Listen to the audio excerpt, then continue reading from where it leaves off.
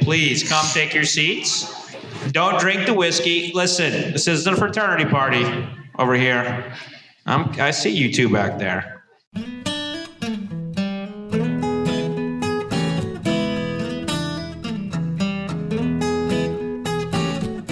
Hey everyone, welcome back to another brand new episode of Bourbon Pursuit, and we've got a really good one lined up for you today, but let's hit a little bit of the news and a little bit of description about today as well.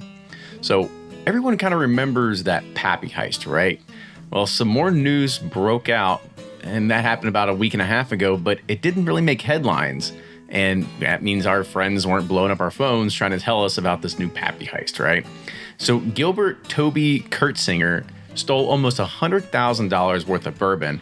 He was sentenced to 15 years in prison and is now being granted a shock probation after only serving 30 days. So either the judge maybe got a bottle out of it, or there's just crowded jails. But that's actually pretty crazy. Apparently they couldn't pin the Pappy on him, but only the stolen barrels of wild turkey. And there's now articles stating that these barrels and the whiskeys will be returned to the distilleries. So perhaps there's some more fun named releases on the horizon.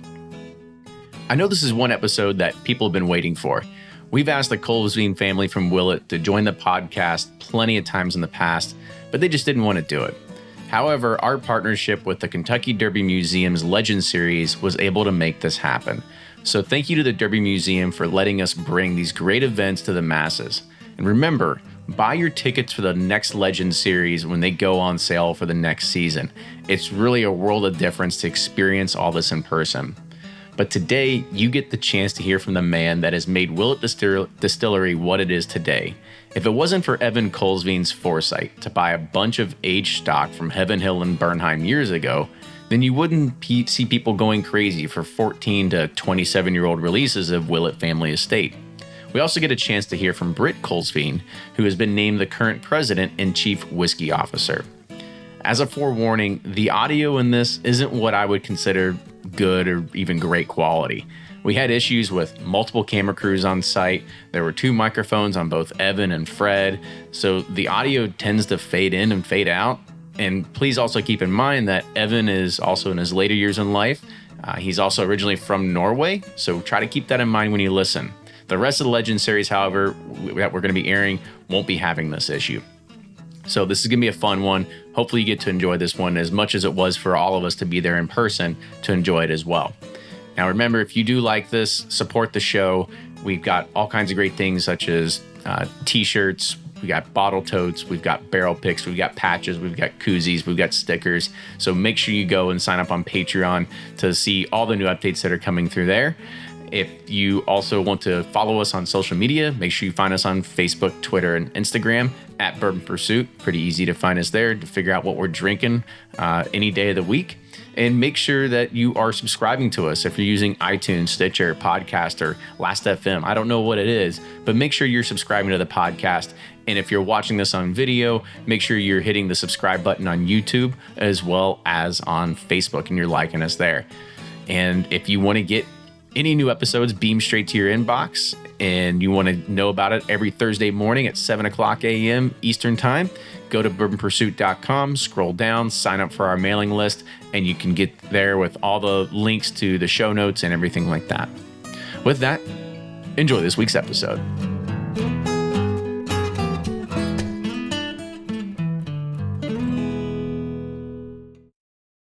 Always find what you love at Total Wine & More. With so many great bottles to choose from at the lowest price, it's easy to find your favorite Cabernet or a new single-barrel bourbon to try with some help from one of their friendly guides. And with every bottle comes the confidence of knowing you just found something amazing. With the lowest prices for over 30 years, find what you love and love what you find only at Total Wine & More. Curbside pickup and delivery available in most areas.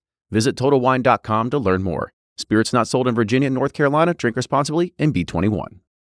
Play Whiskey Wednesday, Round 11, the memory game. Until June 26, each week you can win one of our 12 incredible grand prizes. Select $2 at checkout. And if they match on drawing night, you'll win that bottle. Not a match? No worries. You still score a Weller 12-year. Every $5 ticket gives you 5 chances to win, including 4 weekly bonus prizes. Get your tickets now at give270.org. Charitable Gaming License ORG 0002703. Do you ever pour yourself a bourbon, swirl it around, and then start struggling to come up with tasting notes? And perhaps you're also looking for a good Father's Day gift idea. Well, you can now solve both with a kit from Knows Your Bourbon. And unlike other nosing kits on the market, Knows Your Bourbon kits feature real ingredients for the most authentic aromas. You can smell real Tahitian vanilla bean instead of some synthetic aroma that's just made from chemicals. So head on over to knowsyourbourbon.com and enter code BP10 for 10% off your order. From their bar to yours, Chad and Sarah of the popular YouTube channel It's Bourbon Night bring you their favorite at-home old-fashioned mix with the new Elemental Elixir's Golden Hour Syrup. It's a custom-made syrup with notes of bold black tea, warm spices, and orange zest. All you need is your favorite whiskey and ice. No bitters needed. One bottle makes 16 drinks, so that's only $1 a cocktail before you add your own whiskey. They can also be enjoyed in other cocktails or spirits, mocktails, coffee, tea, and anything you can think of. It's crafted locally in Lexington, Kentucky, and you can get your bottle now at whiskeyambitions.com. Ed Bly and Rising Tide Spirits are back again with a new release of Old Stubborn Bourbon. And this release of Old Stubborn is a premium hand marriage of 10, 11, and 12-year cask strength, barely filtered pot still bourbon. It comes in at a staggering 123.8 proof. And the flavoring grain for this one, which the last one was wheated, but this time it's now rye. Rich, sweet, and bold with a long finish that's sure to be another eye-opener. You can order online at Sealbox or thebourbonconcierge.com, and you can even purchase in person at Revival Vintage Spirits, and even now with very few select stores in Kentucky. You can get it now while you can, but be sure to do it because it's not going to last long.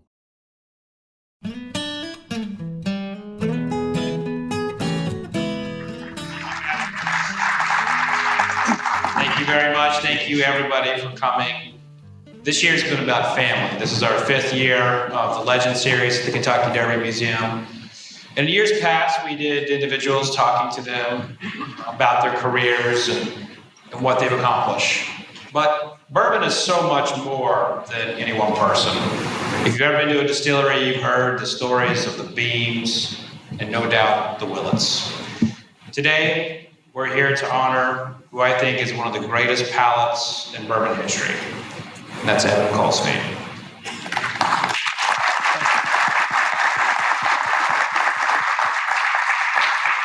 We are joined on stage by the president of the Willett Distillery.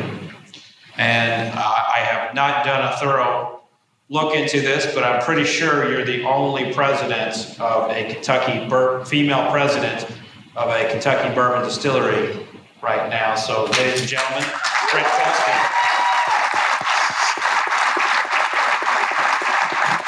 Actually, I inherited it from my mother, so she was the first. Okay. I can't take all the credit. So you inherited it from mom. Yeah. I tried to get mom up on stage at last minute. Did you know about this? No. Can you imagine her telling me no? It was a pass me down. It was, yeah, she didn't want to go. So, love to have you up here. So, right here we have the Willett family. We have Drew, Martha, Janelle. Don't forget Janelle. Janelle. Can you hear it? Yeah. Hear? Janelle, hello. But the bourbon industry is about family, and the Willett Distillery and what this distillery has accomplished in the last 3 or 4 decades is amazing to me as somebody who studies the history of bourbon and what the distillery has accomplished and what it has been through and what you have individually done is amazing. And we're here tonight to talk about you, Evan, Britt, your family. But I want you to know that this is the most people we've ever had here. This is a record for the Legend Series.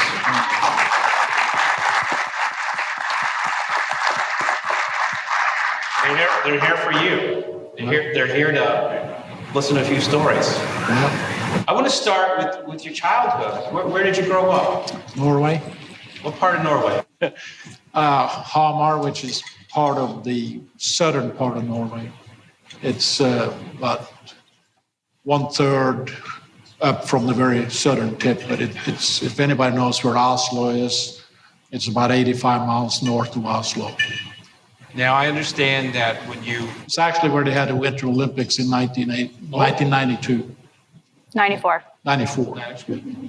This is why she's. It was the last time I was getting there, there. so I remember. Yeah. you were there. Yeah. That was actually the year that it was Tanya Harding and that whole fiasco. And we were on, what was it, Drew? Was it Hard Copy or something? Yeah. Being interviewed about Nancy Kerrigan and Tanya Harding and our American flag sweaters that Mother dressed us in. That was.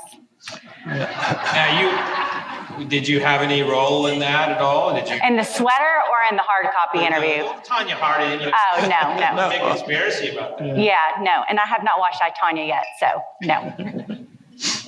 But you were an ice fisherman growing up, or like everybody ice fished. Well, that was sort of a sports or hobby thing. It's not something I did for a living, but When you were a kid, you went to school and studied and skied.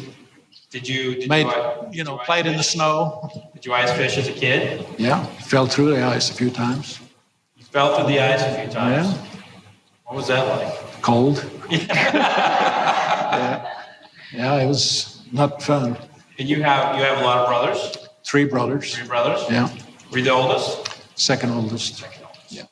What did you all do? Did you go ice fishing and skiing? And was everybody drinking? I'm just imagining everybody drinking aquavit. Yeah, well, 10 years old at that time. yeah, aquavit is actually much more popular today than it was back then. Okay. It's much better today than it was back then. It's back then it wasn't all that good. What were you drinking back then? Not that you would ever. No, we never drank. Never. But they used to have a saying in Norway that everybody had a still in their basement except the sheriff. He had his neighbors doing his. Yeah. That's not too different from Kentucky at one point. But Lots of that's fire. true. That's true. It was a natural assimilation here. And you moved here when you were 14. Yeah. Well, 50, I just turned 15. You had just turned 15. What was that like when you moved here? I didn't move to Kentucky then. I moved to Colorado then. Okay. So, and I spent about 10 or 12 years in Colorado. And then I came to Kentucky and met my wonderful wife and got married. And she being from Kentucky, I didn't have any choice. I had to move to Kentucky.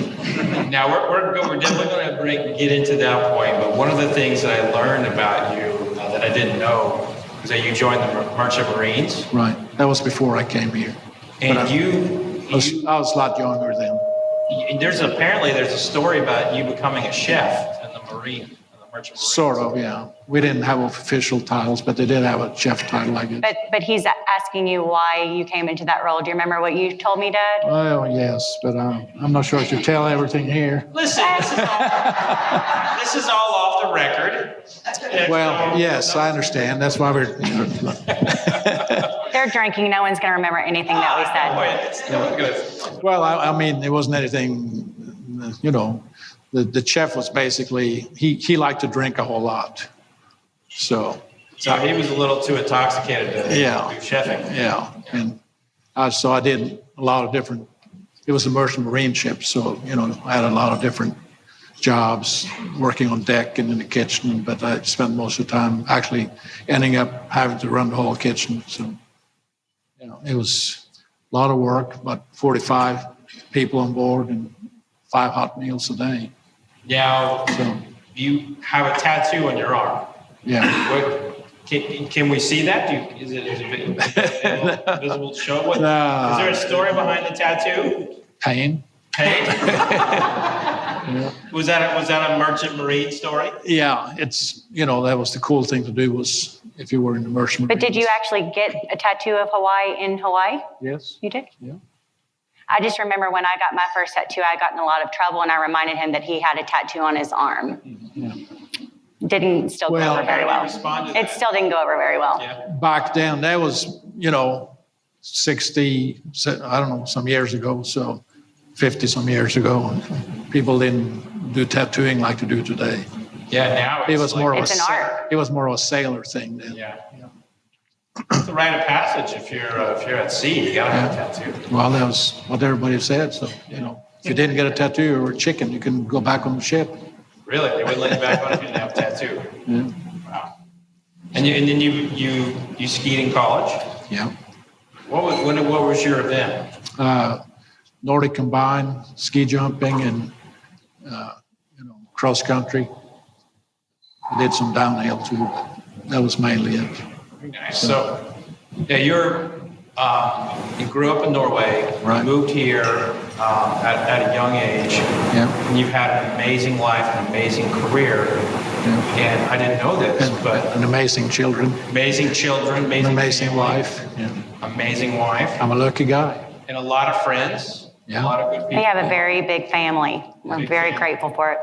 Well, and if you think about Bourbon as one big family, It is. And we do. you have a very large family. Yeah. But one thing that surprised me when Britt and I were talking was that you're not a U.S. citizen. No, I'm not. Is that by choice? Is that something that you? Yeah. Well, the only distinction is whether or not I can vote. I still get to pay taxes. And you're running the distillery, so you have to pay a lot of tax. I do. We work for the federal government. Yeah. Yeah. Yeah. My Martha's dad used to always remind us that we were glorified revenue collectors. Yeah. So, and it hasn't changed. So, was there ever a point in the last 25, 30 years where you're like, you know what, I'm going to become a citizen? Have you ever considered? I think there's been some elections we probably could have used your vote. Yeah. Well, I always said if my one vote would make a difference, I would consider it. Yeah. Well, it might have.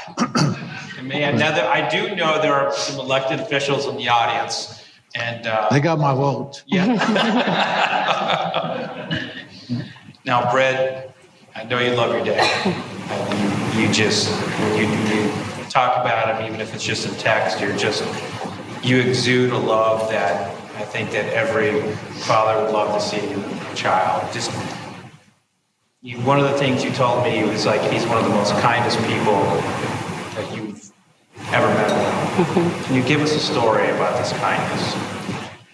That's kind of hard on the spot to pick one story. That's like when someone says, which one of these is your favorite bourbon? I'm like, well, it depends on my mood. So, Well, later I'm going to ask him who's his favorite kid, so I'm going to do a good program.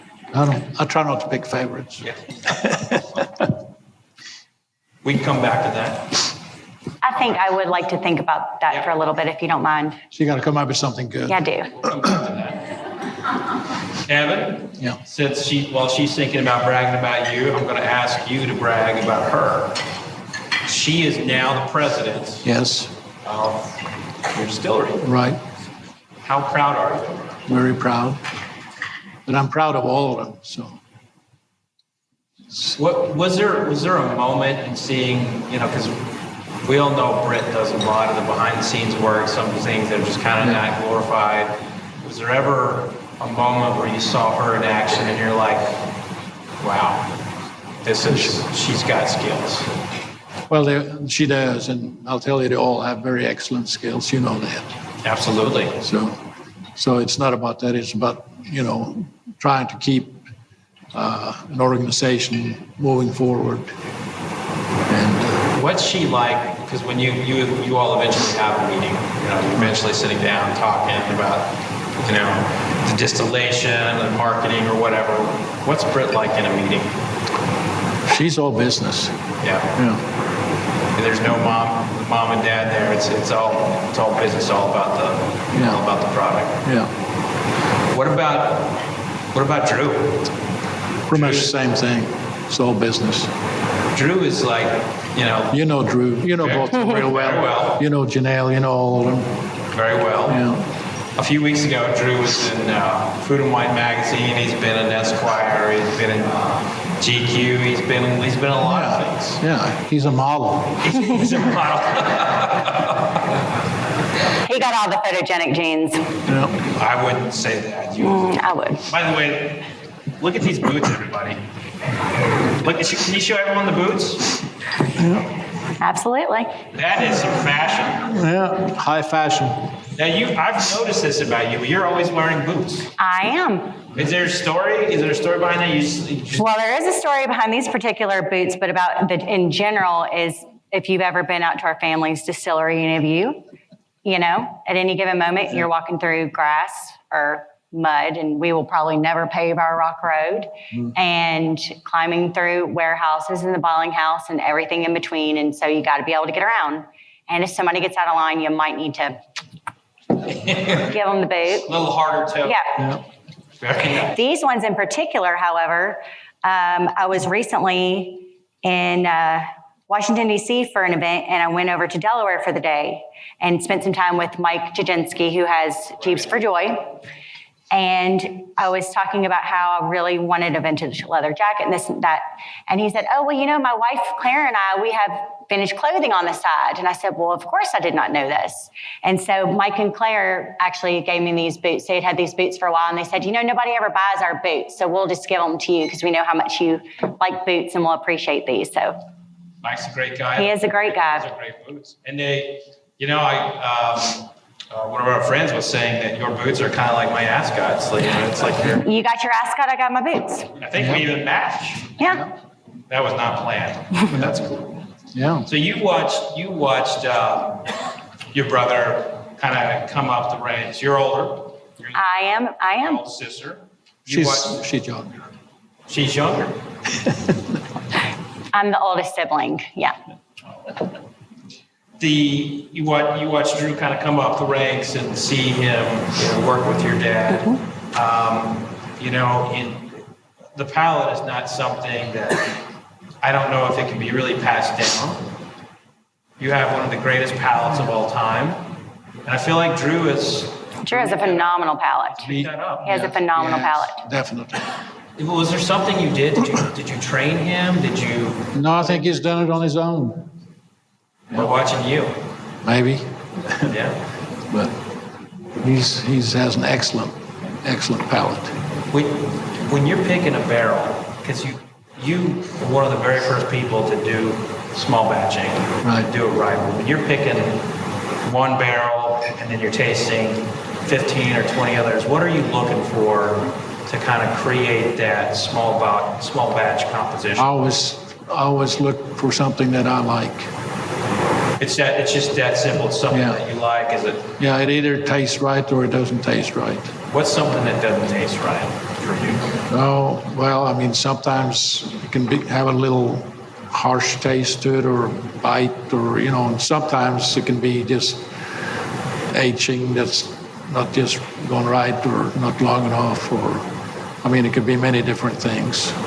Was there ever a place, like a particular special spot in the warehouse that you noticed that kind of drew those good flavors that you really like? Well, I'm sure you've heard most people in the industry, they always have stories about favorite places in certain warehouses, and there's something to that. But I mean, you've been in our warehouses, and you know, you can go in every we have 5 floors in our warehouses. They're all the same and very small compared to, you know, other big distilleries. And one thing that works well for us is that all our warehouses sit on a high plateau, so we get excellent crosswinds. There's wind in there all the time, so we get a lot of good breezes through there. But every floor in the warehouse has a different temperature and basically Humidity. its own microclimate. And then they're, you know, depending on what side the sun comes up and all of that. So, I mean, these are all things that you don't really think about as very much as a person on a regular basis, but, you know, it all makes a difference. So, He's not going to share the secret with you, Fred, if that's what you're asking. well, but I'm giving you general information. It's hard to be specific about certain things like that. No, at your warehouses, we were walking up. Well, you were there just a few days ago. Yeah, just a few days ago, I was there picking a barrel for Bourbon and Beyond, and we were walking up the warehouses, the flights, and you can feel the temperature changing every floor. In the summertime, it's much easier to feel it because you go up to the 5th floor, it can be 95 degrees or more. And you go to the bottom floor, it can be 15 degrees cooler. So that's a huge difference. in your warehouses too, they have like, they sit in a really nice spot. It gets a good wind. And it's just a really good location. You get a lot of good sun. It is, yeah. So there's something to the magic in your warehouses. Yes. Especially. That's what Thompson always said that. You spent a lot of time with Thompson Willett, your father-in-law. Yeah. What was something you learned from Thompson? A lot of wisdom. Yeah. Did you ever walk through a warehouse and did he show you a secret spot of his? Well, I don't know if it was a secret spot, but he'd call it maybe a nice, good spot or something, you know. But yeah, we spent a lot of time together. Well, I think you'd be proud of the whiskey we have here today. I'd like to start with the first one that we have here, which is the frosted yeast roll. And it's named after... So grandmother Virginia Willett, one of the things in our family is we would always have bourbon yeast rolls at, whether it was Thanksgiving or Christmas, but there was a few times a year, Easter. So she would make the yeast rolls by hand. My Aunt Alice makes them to this day. And my job was, as young as I can remember, maybe 5 years old, was to make the icing for the yeast rolls. And the icing was simply powdered sugar and bourbon. And I would sit on the kitchen counter and I'd make the first bowl. And of course, it's a soupy consistency. So I would eat the first bowl. And then I would, of course, make the second bowl for the rolls. And this barrel here, barrel number 704, it was distilled on May 17th of 2012, which is a sacred day for Dad because May 17th is May Day in Norway, which is the equivalent of our 4th of July. It's also the first barrel pick that Drew and I have done together. And when nosing it, I kept saying this reminds me of childhood, just reminds me of grandmother's yeast rolls. And of course, Jaron Hyman, who's with Jack Rose and the Bourbon Source, he was there with us that day. And he said, yeah, I totally get the frosting. And so that's kind of where it got coined with the frosted yeast rolls. So, but this is the first time we've ever bottled this particular mash bill. It's our high corn mash bill. And this is the first time we've ever bottled it before. So you're getting an opportunity to taste something the first time. And the mash bill is 79 corn and 7% rye, 14% barley, and it's 5 years old. Mm-hmm. Yeah. Where what warehouse and what location would this have been? This was warehouse A, and Drew, was this floor 2? I couldn't remember if it was 2 or 3, second floor.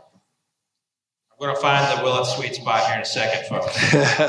All my questions will be by design. I think you've been there enough to already know where they are, Fred. I don't know. We were in the very back, and I think I could easily fit back there with the drill. And Drew is pretty comical. Drew was like, where's the hammer? It should be in the bag. I'm like, Drew, it's not in here. It's not in here. So Drew is plugging the barrel with his finger while we're trying to find the hammer. But Drew had over prepared and had brought the hammer over by the barrel and didn't realize it. So yeah.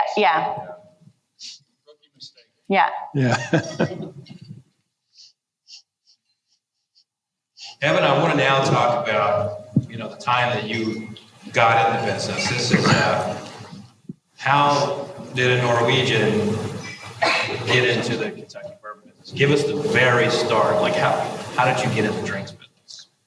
I wasn't very smart. Yeah. No. I think it's just the opposite. Yeah.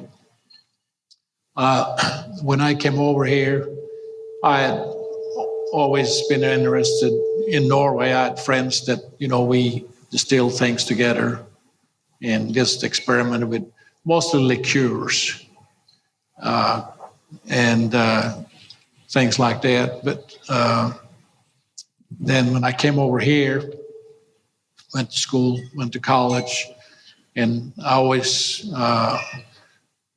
in college worked in the hotel trade and restaurant and bar and stuff like that while I was in college. So always involved in the consumer side of the industry. Then got together with my, friend in Norway and said, I'm going to be graduating pretty soon, so why don't we get some equipment made, send it over here. And actually, when I was getting out of college, my initial idea was to start a liqueur company, make liqueurs.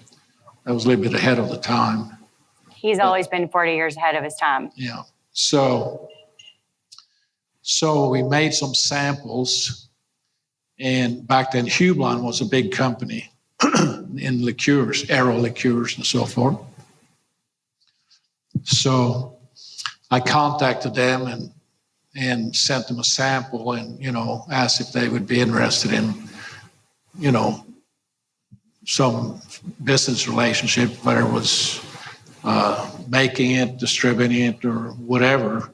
And they said they were interested, but they wanted me to send them the formula.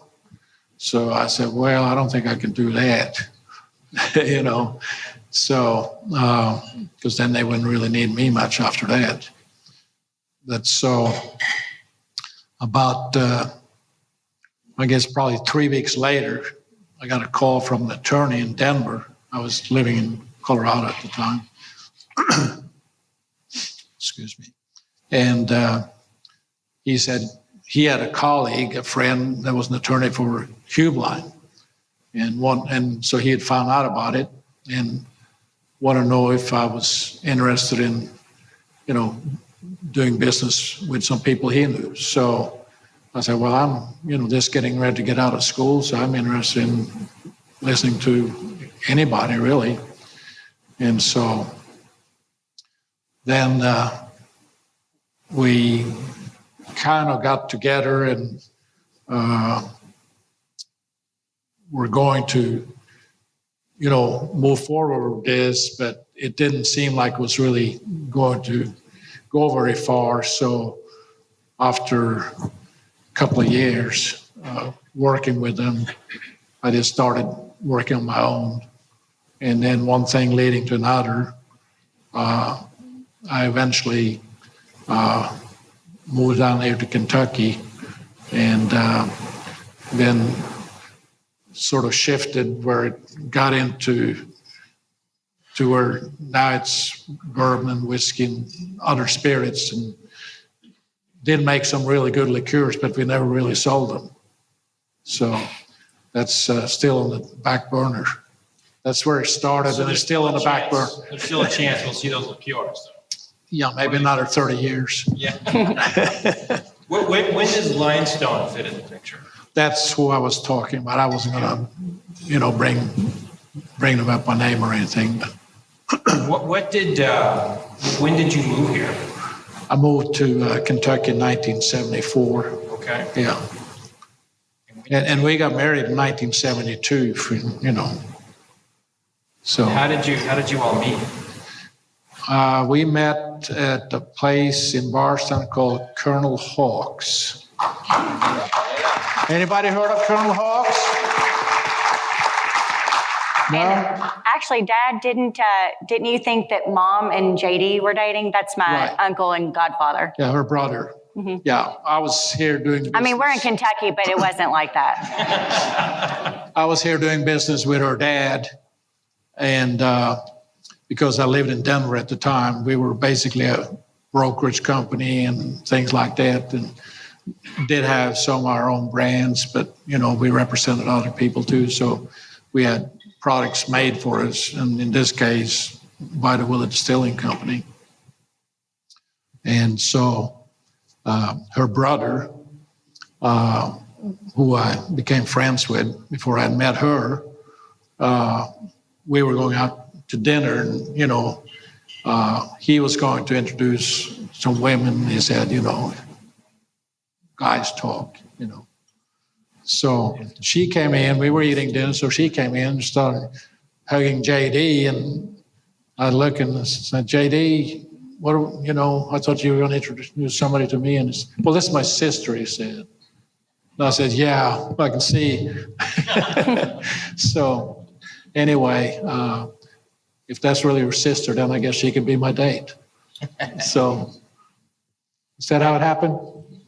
Yes. Okay. Now this And is she didn't think I was really worth dating. So really. I received a quote that she thought you were, quote, the most arrogant son of a bitch she ever met. There you go. What I just say, I was just being politically correct. Yeah. But I was young then. I'm mellowed out now. You mellowed out a little bit. Yeah. She has too. How'd you win her over? Oh, it took several days. Yeah. Several cocktails. But I guess we got married, 6 months after we met. So I'm a fast worker. And you would end up having an amazing relationship with her dad, Yes. Thompson. Yes. Thompson, I remember, in the 70s reading through, newspaper articles at the time talking about the bourbon industry and how he was complaining that all the big brands were bailing out on bourbon. Yeah. And that they were moving into vodka and light whiskey, Yeah. and they're not getting into tequilas, and they just didn't care about bourbon anymore. What was that time like? Because right now we're packing, hotel rooms and even having major concerts attached to bourbon. Yeah. What in the world was it like in a time? We can't imagine, right? It's hard for me to fathom bourbon not being popular. But what was it like in the 70s when it just started going down? Well, it was pretty tough. There are people here in the room that can tell you the same thing that are in the business. The bourbon industry became very, very flat, and that's when they were trying to make changes. They came out with Frost 880 and light whiskeys, lowered the proof, because bourbon traditionally up to then had really never been below 86 proof. And they were going to lower it to 80 proof, and they said, nobody's going to buy that. And so they came up with all these light whiskeys and everything, and most of that failed. I think QT is one of the few that remains on the market today that came out back then. And, but, people change, habits change, and products change. And you have to change with the times and sort of try to keep up with what's going on, or otherwise you're going to be left behind. Yeah, it just seems like there wasn't much bourbon could do to really win over the consumer back then. No. They were just done. Yeah, it was very difficult. And I was actually, I remember it really well because I was running a bar and restaurant when I went to college back then in the 60s. And everybody was talking about it, So, but you see what's happening today. Now, last number of years, last decade or so, bourbon, you got, says bourbon and something, but it's bourbon and cherry bourbon, blueberry bourbon, melon bourbon, and then the claim is that it expands the category. Well, if you're including all those, yes, but somehow bourbon has managed to come out on top as an individual product. Now, I've always believed that bourbon is really the finest, most expensive whiskey, that there is, because you just look at the cost involved in making bourbon compared to other whiskeys, even brandies, cognacs, anything. Bourbon, because of the regulations, we can only use the barrel one time. And we sell it to the Scotch people or Canadians or nowadays everybody. They can use it forever. So their cost per gallon on the barrel, compared to bourbon, is like nothing. And yet all those decades and decades, they would be getting higher dollars for their products than bourbon ever could. But that's all changed. And you saw it when bourbon was down, you saw it on its climb up. Was there ever a moment where you're like, all right, bourbon's back? Yeah, I remember that well too. Japan is when that started in the early 80s. That's where that just went from flat to like that. And it was just one place, but I remember it real well. Now, you actually studied Japanese, so you can connect with the Japanese market. Are you still fluent? Oh, I was never fluent. I could just say a few words to be polite, but that's enough for them to appreciate it. Yeah. They really, you know that. They appreciate anything like that, even if it's just a few words. They do love their bourbon there. Oh, yeah. They love our bourbon, Britt. They love our bourbon. Early 80s, there was just a little bit of a indication that, bourbon was becoming popular in Japan. And then, because that was pretty much a non-existent market for bourbon up till then. They had some bottles there because the Jim Beam and Brown Forman had their Jack Daniels, and then a couple of other companies had their product in wide distribution around the world, where it was available in certain places, but there weren't any sales to speak of. And so it wasn't that it was unheard of in those markets, it's just that there was no consumer interest. Right. But all of a sudden, the Japanese, I guess the emperor maybe had announced that bourbon was good. I don't know. Yeah, someone did, right? Yeah, right. Out of nowhere. Yeah. And so it didn't take very long. It was like an eruption. And the market in Japan went from basically nothing to hundreds of thousands of cases in no time flat. And then what started happening after that was a ripple effect, where it would, go to adjoining islands, adjoining countries, and that's still going on today. Absolutely. And that's how it's spreading. Did you have bourbons that you specifically targeted for? Yeah, actually, it was, and when we, noticed this, we obviously tried to take advantage of marketing and contacting companies, but the Japanese are a whole lot different to do business with than Americans or other people. And they're only, back then and even now, they're big, what they call geisha or keisa companies. There is a handful of those old established companies, and they pretty much back then ruled everything. But today, that's also changed a whole lot. So now there are lots and lots of companies that are importers and wholesalers there, and new upstart companies in the last 20, 30 years. Whereas in the old days, there were only old established companies, and that was it. When did you come out with your small batch series? In the 80s.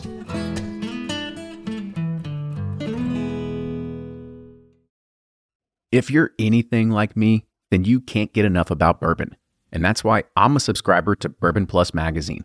Bourbon Plus is a quarterly publication that tells the stories from the heart of bourbon, the farmers who grow the grain, the distillers who labor over the process, and the people like you and me who raise their glasses to celebrate it all. Subscribe to Bourbon Plus magazine today at bourbonplus.com, that's PLUS.com, and use code PURSUIT at checkout for $5 off your subscription. Shopify's already taken the cash register online, helping millions sell billions around the world. But did you know that Shopify can do the same thing at your retail store? Give your point-of-sale system a serious upgrade with Shopify. Shopify's point-of-sale is your command center for your retail store. From accepting payments to managing inventory, Shopify has everything you need to sell in person. And with Shopify, you get a powerhouse selling partner that effortlessly unites your in-person and online sales into one source of truth. Track every sale across your business in one place and know exactly what's in stock. Connect with customers in-line and online. Shopify helps you drive store traffic with plug-and-play tools built for marketing campaigns, from TikTok to Instagram and beyond. And get hardware that fits your business. Take payments by smartphone. Transform your tablet into a point-of-sale system or use Shopify's point-of-sale Go mobile device for a battle-tested solution. Plus, Shopify's award-winning 24/7 help is there to support your success every step of the way. Do retail right with Shopify. Sign up for a $1 per month trial period at shopify.com/bourbon, all lowercase, and go to shopify.com/bourbon to take your retail business to the next level today. Shopify.com/bourbon.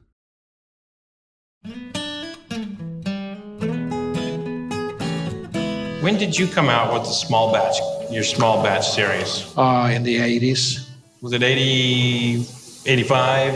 86? It was somewhere in the mid 80s. I can't remember. I'd say it was closer to 1990. It was probably late 80s. Yeah, late 80s. Yeah. Okay. Yeah. And that was one of the very first small batch collections that were out there. When you were devising that, what were you? How many? Has it changed much? Well, the interesting thing was, and we actually started selling our small batch products overseas because we showed it to distributors here in this country. And then they said, well, nobody here is going to buy that. It's, too expensive.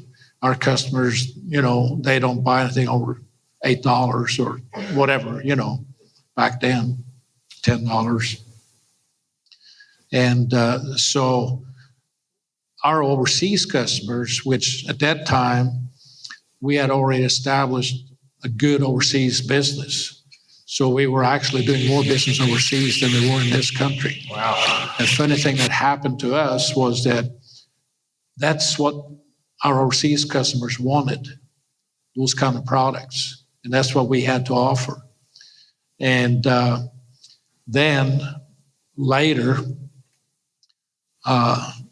Jim Beam, who, as you know, is now owned by the Japanese.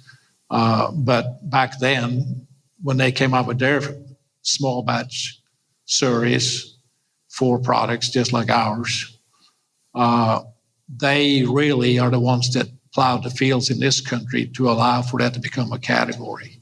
So, everybody in this business should recognize that. Absolutely. I think you're aware of it. Yeah, well, I think it's also, I would like to note that, you were giving props to a competitor in some respects there. Well, we don't think of anybody as competitors, really. Yeah.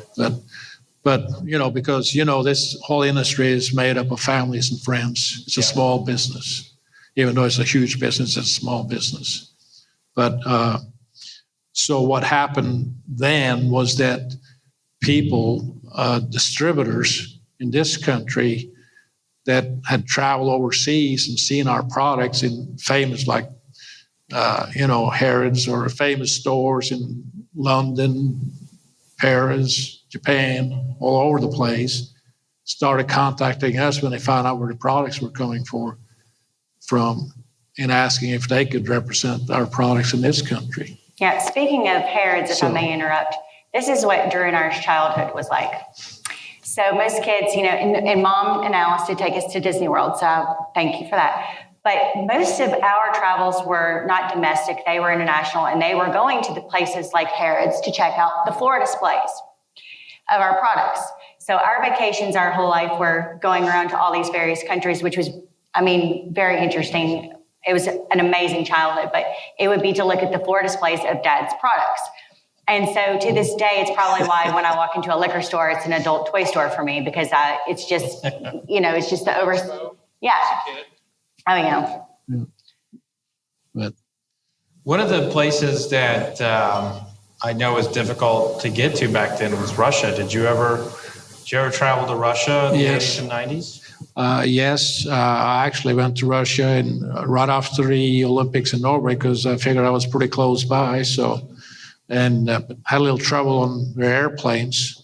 So they didn't have the right parts, so I was delayed a little bit, but got there. And then we've done some business there, but it's even to this day, it's a very difficult place to do business because of monetary issues and things like that. Like, is it just like a trust issue with like distributors in Russia? Or? Yeah, and there's some very major companies there now that have, the wherewithal to do things, but as a rule, we try to work with more medium-sized and smaller-sized companies because to us, our philosophy is that, like a huge company that has pretty much anything they want to have, in a lot of cases, they might like our products and have them. In some cases, just because they want somebody else to have them. And that's not a good reason to do business with them. And so we feel more comfortable doing business with people where our products mean something to them. Right. And it's important to them. That's a much better working relationship. I think like tonight, I feel like this is the audience in the Derby Museum. The Willett brand means a lot to everybody here and to the museum. Yeah. And I think, the way you have grown that has been really magnificent. Britt, what was it like as a kid, watching your dad, go, live out of a suitcase in some respects and go to liquor store, and live it around whiskey all the time. What was that like? Well, our mom and dad made a tremendous amount of sacrifices so that we could be where we are today. And,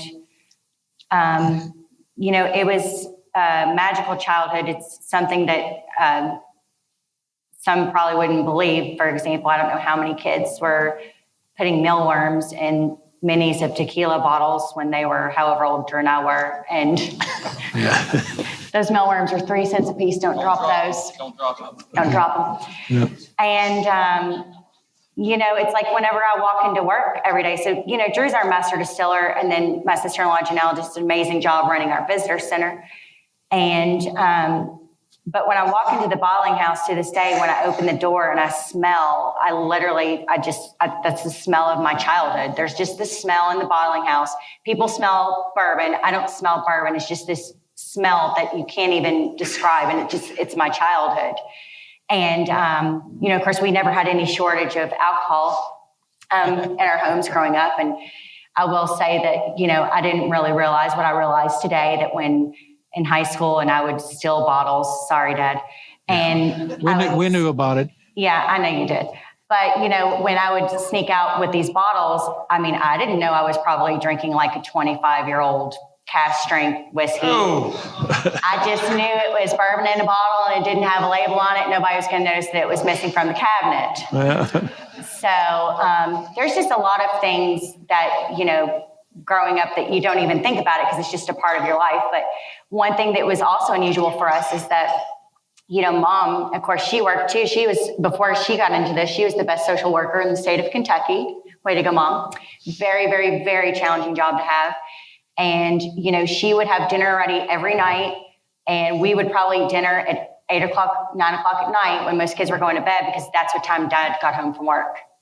And, to this day, Dad works 7 days a week. And so everybody's just made a lot of sacrifices for us to where we are today. But he also always made time for you. Absolutely.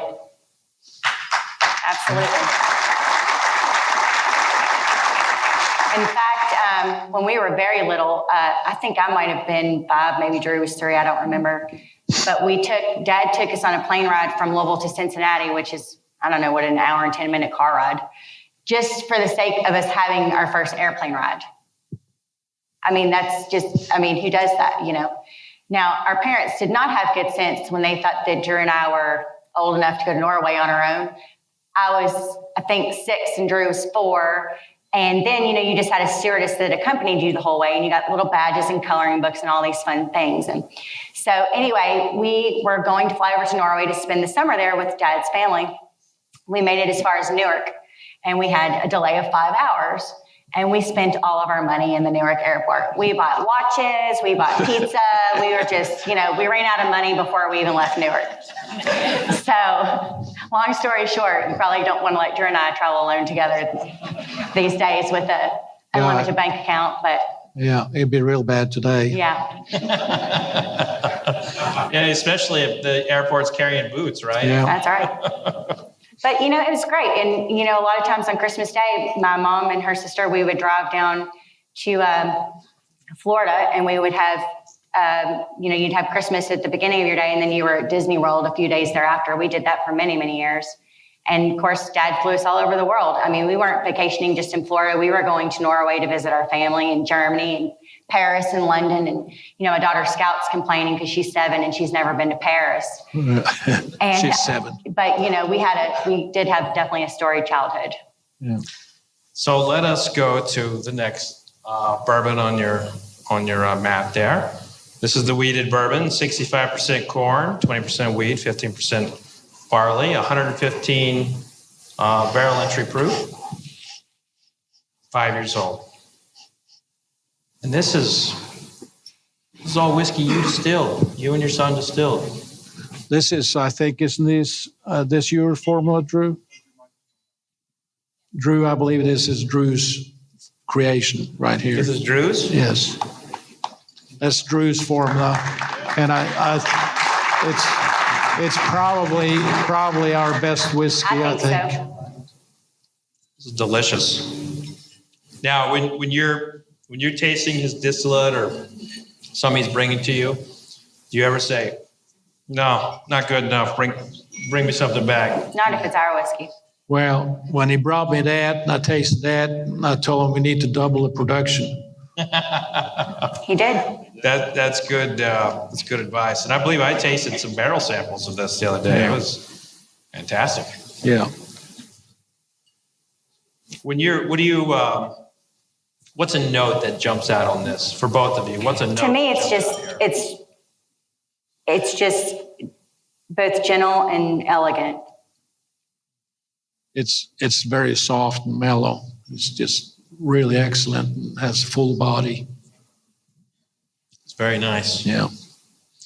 Well, I want to kind of go to the time when you took over Willett, when you acquired the company. Yeah. What was that? What was that like? What was your thought process going into, taking over what was your father-in-law's business? Well, you may or may not know this story, but they had actually sold the distillery before I took it over. And so it was a complicated situation. So we basically had to rebuild everything from scratch. And we tore the distillery down to the ground, rebuilt everything. So. Wow. Yeah. When you were coming back in the business, a big part of your business was doing bottles for other people. Right, because we had to have income to stay in business. So that's what you had to do.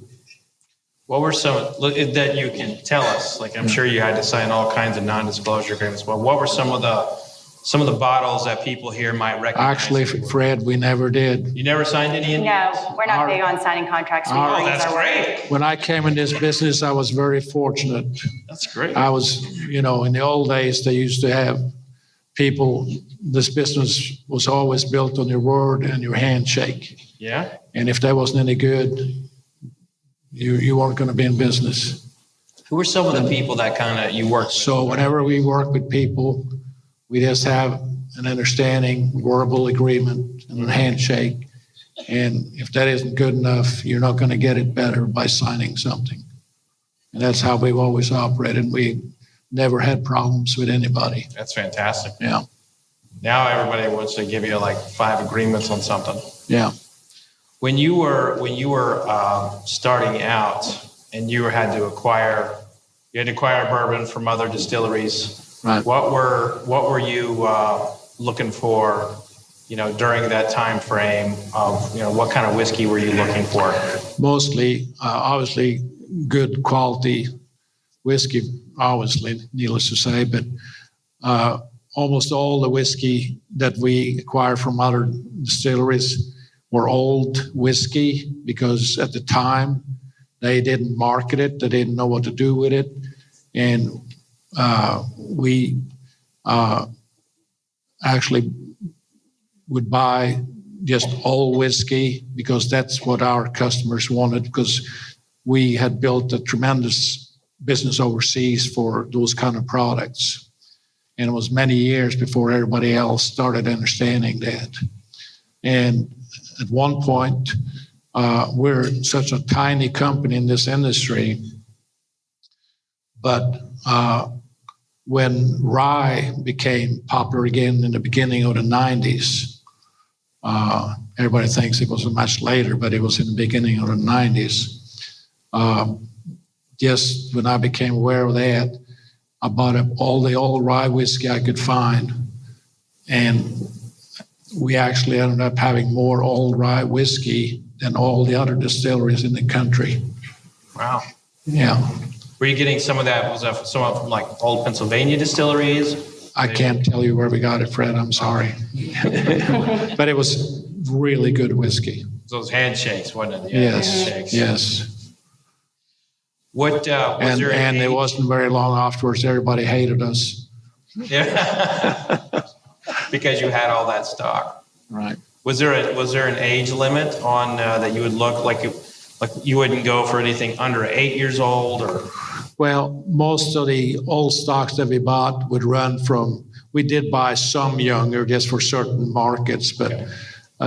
And then we would blend it ourselves, but most of the older whiskeys we bought would typically be, 10 to 20 and up to 25-year-old whiskeys. Today, you can't buy those. No, you cannot buy them. I don't care how much money you have, you can't buy them. So some of those batches, probably up until about 2008, would they have include whiskey from several different distilleries? Many different distilleries, yeah. Because none of them wanted any old. See, years ago in this industry, the distilleries, when they were selling 4-year-old whiskey, most of the time it wasn't 4-year-old whiskey. It'd be 6, 7, or 8, even older whiskey, because they would get rid of their old whiskey first because they didn't know what to do with it. They didn't market it as an aged premium product, and so that's just something that's become obvious to them in the last dozen years. See, I'm finding this fascinating because, right now we're starting to see people release ridiculous ages, like 36-year-old bourbon, 45-year-old bourbon. Yeah. They're releasing things like that. Right. Like it's like now we're going to the other end of the spectrum, but there is a sweet spot for those older bourbons. For you, Right. like what's a good range for an aged bourbon like that? A good range, you mean quality-wise? Yes, absolutely. Well, that becomes, that's a big floating bubble because you can have a whiskey that's 8 years old that's far better than one that's twice that age and vice versa. It all depends on the whiskey, the mash bill, the history of where that barrel has been, everything. It is so individual. There's no really way to. That's when you really have to taste and sample things. And you've done plenty of that. And I was going to say, Britt, that's where your father has been so special, is that he has tasted those things and brought it to us, whereas a lot of other distillers would have never have brought a 15-year-old, as Well, no, as Dad said, people outside of this country were very interested in aged premium products like that and not necessarily here. And one of the things that has always been unique to our business is that we have specialized in very rare small batch and single barrel whiskeys, and especially bottled at cask strength. That's kind of one of our signatures because we want you to enjoy raw whiskey straight out of the barrel the way that we think it should be enjoyed. You can add water as you would like to dilute it down to whatever your preference is, but we like to share it with you just straight out of the barrel, just that raw whiskey. And, to this day, because our operations are such the small scale that they are, when we say small batch, although it's one of the few things in our industry that's completely unregulated, a small batch to us is a maximum of, 20 to 25 barrels at a time. And that's in everything that we do. That's the maximum amount of barrels that we use at a time. So it's it is a lot of work and time in selecting those exclusive honey barrels that go into each small batch. Otherwise, it's just a single barrel. So we still, to this day, very much specialize in just the rare aged cask strength whiskeys. That's true, but the family, you all have the gift of being able to know when a bourbon's ready to bottle. Or as in the case with our next tasting, the rye. This is very exciting for me. I remember first tasting this rye. Drew walked me through the warehouse. He put the drill in. He actually, unlike with the one you described, the whiskey didn't go everywhere. He plugged it up pretty easily. But I remember tasting that rye. I think it was 2 or 3 years old at the time. And I just knew it was going to be special. Yeah, we actually, when we started releasing our rye distillate, we originally released it at 27 months, which you can get away with a rye, not with the bourbon. Right. But we are getting ready to release our 4-year out in the market this year. So this is a rare treat for everybody.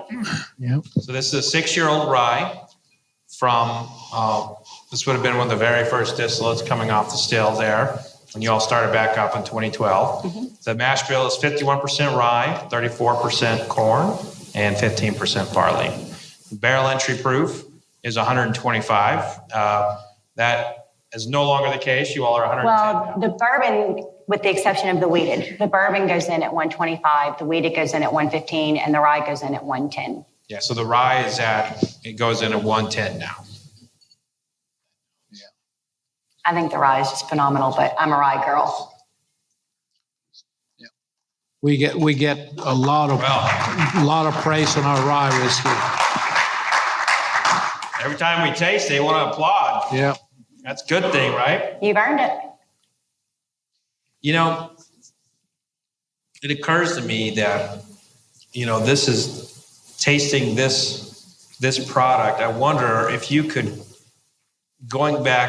dipping back into the memory banks for a moment, where would what we have tasted tonight rank in the great barrels coming out of Willett from the 80s and 90s and early 2000s? That's a tough one. That's a tough one.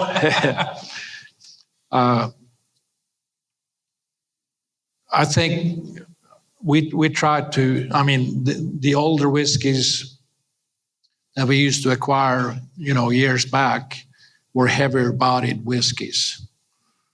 But the consumers today, for the most part, drink lighter body whiskeys.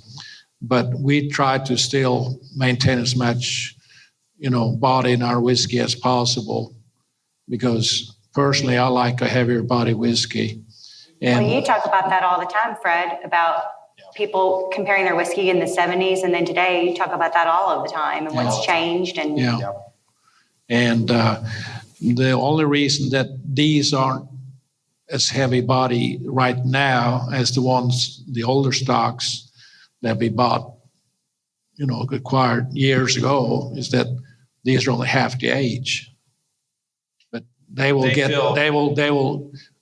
a lot more body. They feel alive on the palate. Yes, they have very clean, fresh taste. They're, if this is where we're at in 5-6 years, count me by getting in line at 12 years. Yeah. 10 years, 8. Won't be long. Yeah, I know. We'll be here before we know it. Yep. Now we take a look at, we talked about the 80s and a little bit of the 90s. Willett starts really becoming popular in the 2000s. And I don't mean just a little popular. I mean, it's like a cult following. Right. Now you have umpteen amount of Facebook pages about stalking. Fred, we are not on social media. You're not on Facebook? I've never been there. You're He's not? he's never been there. Never been there. Facebook or InstaChat? I've heard about it. You're not missing anything. But I will tell you that there's a lot of fan pages out there for what you have done. Yeah. And did you ever allow yourself to enjoy any of that fandom that was kind of rising in the 2000s? I've never been involved in any of it. You just like making whiskey. Yeah. I get up and go to work and go home and eat and go to bed. I'm a boring guy. Now, That's definitely not true. But Britt says you're the world's most interesting man. Well, Dad, that guy was in a beer commercial. Yeah. No, Dad, well, you just be sitting there. He does it to every single one of us, and he'll say, you know, I don't even care what you're talking about. Well, you know, back when I was on the Olympic ski jumping teams, what? I wasn't on the Olympic ski Well, team. okay, that's a bit exaggerated, but my point is you'll say, you know, when I was a bartender, this, that, well, I didn't know you were a bartender. It's just fill in the blank. It doesn't matter. He says it to Mom every day. She's like, I didn't know that about you. You've been married how many years now? 45 years. Yeah. Well, I can't tell it all to you at one time.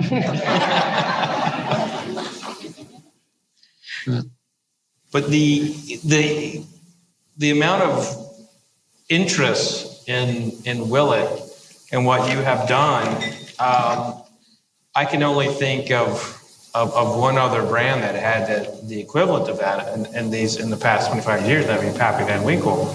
But you're right there neck and neck with that same kind of enthusiasm, and through the whole time you've remained family owned.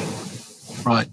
How many times have you been asked from somebody like, can we own a share? Can we buy you? Can we? How often? Tell him about the best deal you got, Dad, from the Japanese. Yeah. Well, that's a long time ago, actually. That was in the 80s. We did a lot of business in Japan in the 80s and 90s. In fact, we couldn't print enough labels fast enough. And they would come knock on our door. I mean, we had probably 20 different importers in Japan. And we couldn't keep up with it. But one day, one of the ones we did a lot of business with came and with 3 or 4 of they're all IBM pinstripe suit guys, you know. So when they come to us, of course, you've been there. So we're not like, we're not Brown Foreman, you know. So we usually get them to taste something and then we get their tie off and, you know, we get them to become human beings. And so the big guy says to me, we're sitting there talking about business, and he says, we have very good news for you. And I said, oh, that's good. And he says, we'd like to make you offer to buy you out. And I said, oh, that's interesting. And so I said, I don't know, I'd have to give that some thought. And he says, it's a very good offer, and we're ready to do business, he says. And I said, well, I just don't know, you know, what I would do if I sold to you people. I'm not ready to retire yet. So he says, well, we want you to stay here and run it. And I looked at him and I said, well, I'm doing that now without you. And he looked at me. And he looked at me and he just didn't understand. And I explained to him, and he says, but you would have all this money. And I said, yeah, but you don't understand. You want me to still live here in Bardstown and run it. Yeah. Yeah. So we didn't make a deal. Yeah. But other people have come to you and many times, yeah. Does it get it? Have you said no so many times they eventually stop calling? Some of them stopped calling, but we still get calls. Yeah. Some of them just go by others. Yeah. Yeah. Right. That's easier. Yeah. Path of least resistance. There have been a lot of distilleries purchased, small and large, in the last. Some for completely ridiculous sums. Mm-hmm. Some completely ridiculous. No, he's saying for ridiculous sums. Yeah, so like High West, which sold for like 160 million. Yeah. To Constellation, that was public. You know, so there have been a lot of those. Yeah. But now Britt, she's the president. She's got to hold the fence up now. Yeah. Do you have any advice for her for like how to say no to people trying to buy the company? I've been firsthand experienced on several of those occasions. Yeah. She probably wouldn't even talk to them. I at least I'm nice enough to talk to them. What are you trying to say?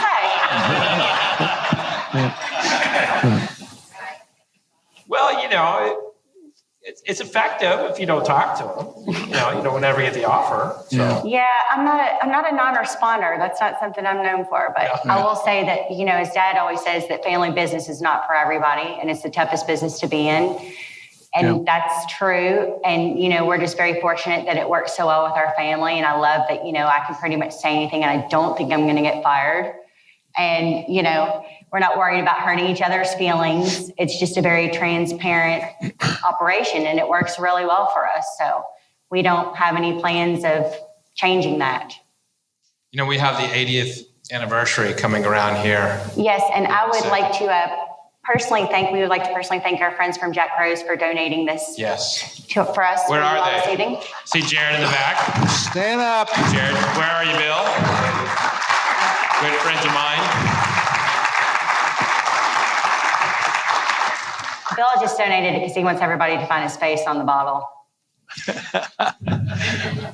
Bill is one of the least vain people I know. So, you know, I know he probably had to twist his arm for that.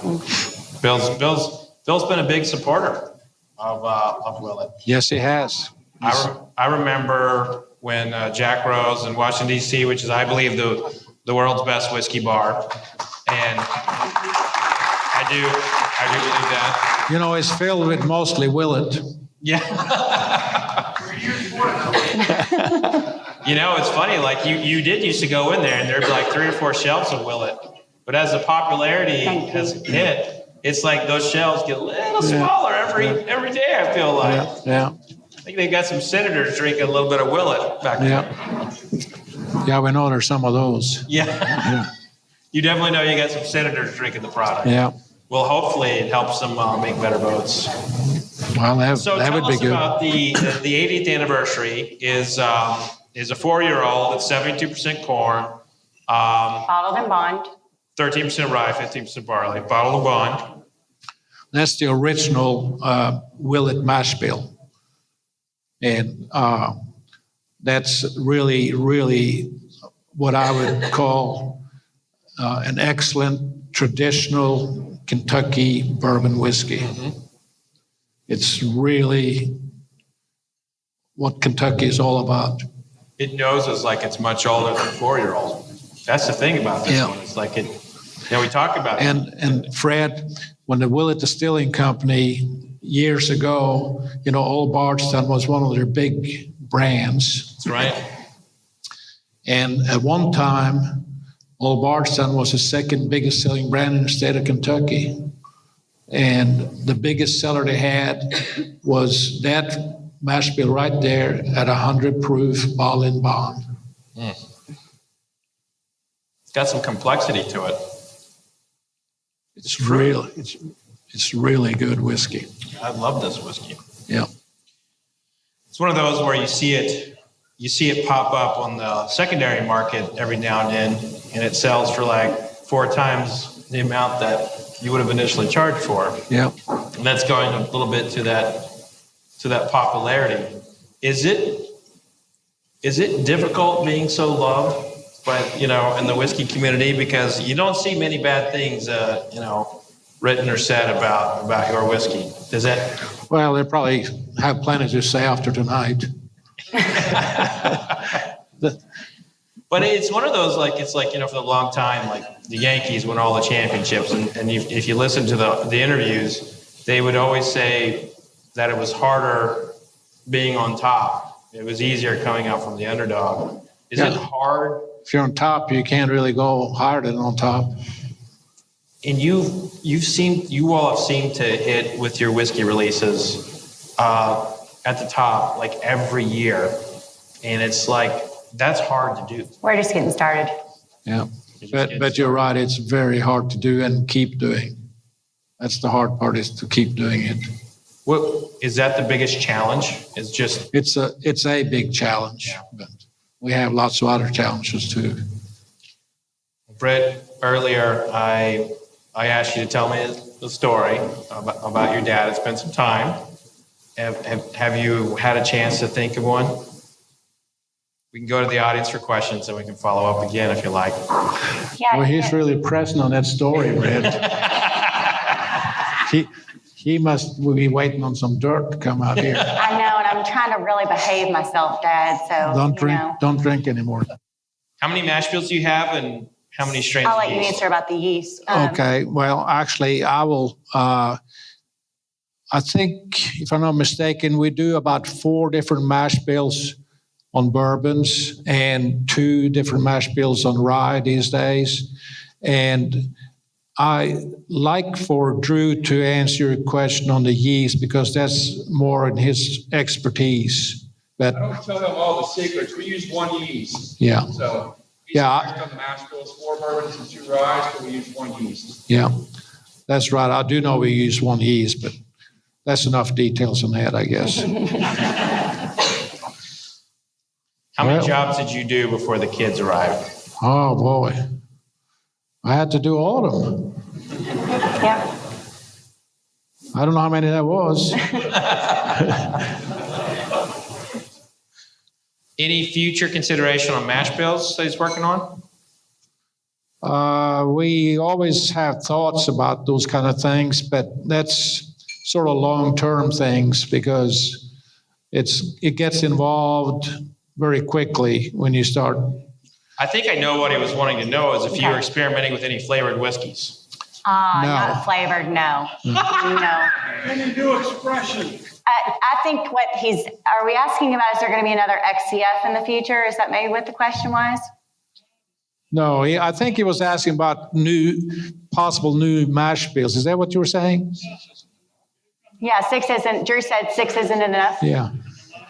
Yeah, we actually are very traditional in what we do. We don't make cherry bourbon or vanilla bourbon and things like that.